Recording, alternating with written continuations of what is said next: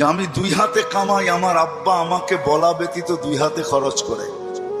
আপনি যদি বাবাকে একটু বলে দিতেন, আল্লাহ রসুল সাল্লাল্লাহু আলাইহি ওয়াসাল্লাম লোক পাঠাইছেন যে যাও এর বাবাকে ডেকে নিয়ে আসো। তো যে ডাকতে আসছে তো বলছে আল্লাহ রসুল তোমাকে ডাকে। বলছে এই অবেলা? বলছে তা তো বলতে পারবো না। বলছে আল্লাহ রসুলের কাছে কে আছে? বলছে কাউকে তো দেখি নাই, কিন্তু তোমার ছেলে বসা ছিল। তো বাপ যখন বাড়ির থেকে বাহির হইতেছেন, তো বাপ বুঝা ফেলছেন কেন ডাকে অবেলা।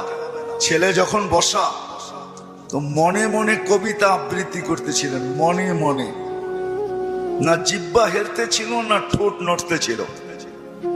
তো জিবরিল আলাইহিস সালাম এসে বইলা দিয়া গেছে যে আসতেছে, কিন্তু মনে মনে কবিতা পড়তে পড়তে। আল্লাহ বলছে সালাম দিবে, জবাব দিয়া কবিতা গুলা শুনা নিতে। তো বাবা যখন সালাম দিয়া ঢুকছেন, তো আল্লাহ রসুল বলছে কবিতা শোনাও। তো সাহাবী রসুল বলতেছিল মান আখবারাক, আপনাকে কে খবর দিল? আমি তো জিহ্বাও হেলাই নাই, ঠোঁটও নাড়াই নাই, মনে মনে পড়তেছিলাম। আল্লাহ রসুল বলতেছিল নাব্বাআনি আল আলিমুল খাবীর, আল্লাহ আমাকে জানায়া দিছেন,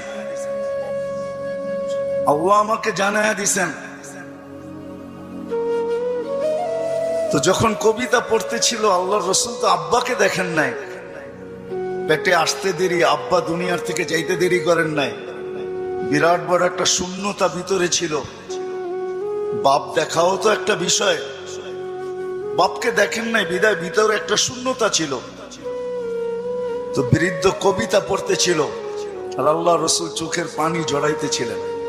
কবিতা অনেক লম্বা, আমি দুই একটার তর্জমা শুনাই আপনাদেরকে। বৃদ্ধ বলতেছিল মনে বড় আশা ছিল, একা আছি, দুইজন কবে হব? হয়ে গেলাম দুইজন। তো দুজনেরই আশা জাগলো যে আমাদের কুল ভরবে কবে। আল্লাহ কোলো বইড়া দিল যেদিন তুমি আসলে। তো দুইজনই ভাবলাম যে আমাদের আর বাঁচার দরকার নাই, এখন বাঁচবো তো সন্তানের জন্যই বাঁচবো।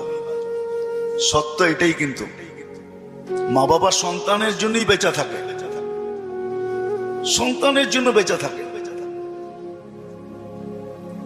বলে আমরা তোমার জন্যই বাঁচতেছিলাম, আমরা বুড়া হইতেছিলাম, তুমি জওয়ান হইতেছিলা, আমার সবকিছু তোমার ভিতরে যেতেছিল। একদিন তুমি পায়ের উপরে দাঁড়ায় গেলা, কামাইতে শুরু করলাম।